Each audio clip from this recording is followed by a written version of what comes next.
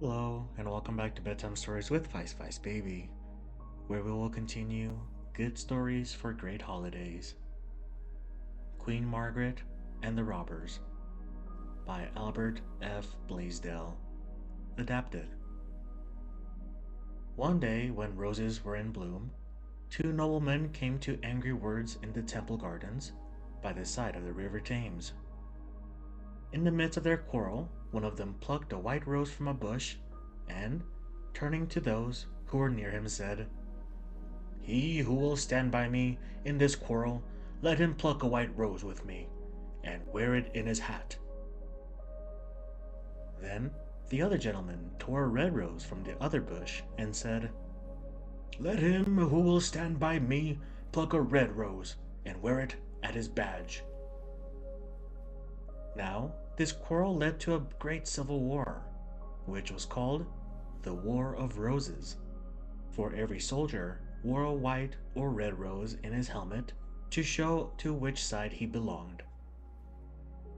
The leaders of the Red Rose sided with King Henry VI and his wife Queen Margaret, who were fighting for the English throne. Many great battles were fought, and wicked deeds were done in those dreadful times.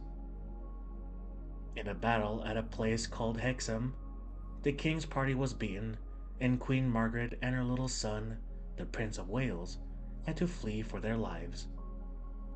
They had not gone far before they met a band of robbers, who stopped the queen and stole all her rich jewels, and holding a drawn sword over her head, threatened to take her life and that of her child.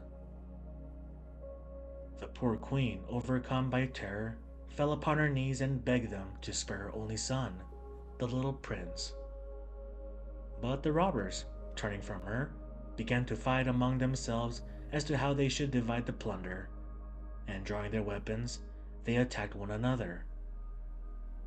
When the queen saw what was happening, she sprang to her feet, and taking the prince by the hand, made haste to escape.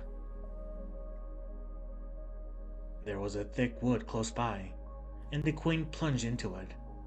But she was sorely afraid and trembled in every limb, for she knew that this wood was the hiding place of robbers and outlaws. Every tree seemed to her excited fancy to be an armed man waiting to kill her and her little son. On and on she went through the dark wood, this way and that, seeking some place of shelter, but not knowing where she was going.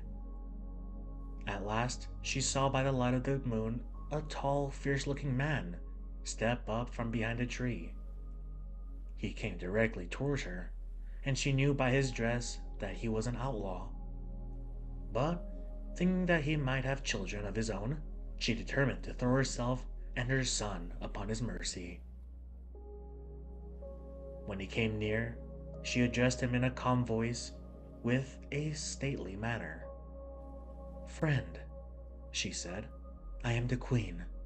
Kill me if thou wilt, but spare my son, thy prince. Take him, I will trust him to thee. Keep him safe from those that seek his life, and God will have pity on thee for all thy sins." The words of the queen moved the heart of the outlaw. He told her that he had once fought on her side, and was now hiding from the soldiers of the White Rose. He then lifted the little prince in his arms, and bidding the queen to follow, led the way to a cave in the rocks. There he gave them food and shelter, and kept them safe for 2 days, when the queen's friends and attendants, discovering their hiding place, came and took them far away. If you ever go to Hexham Forest, you may see this robber's cave. It is on the bank of a little stream that flows at the foot of a hill, and to this day the people call it Queen Margaret's Cave. Thank you for tuning into this episode of Bedtime Stories with Vice Vice Baby. I hope you all have a good night and sweet dreams.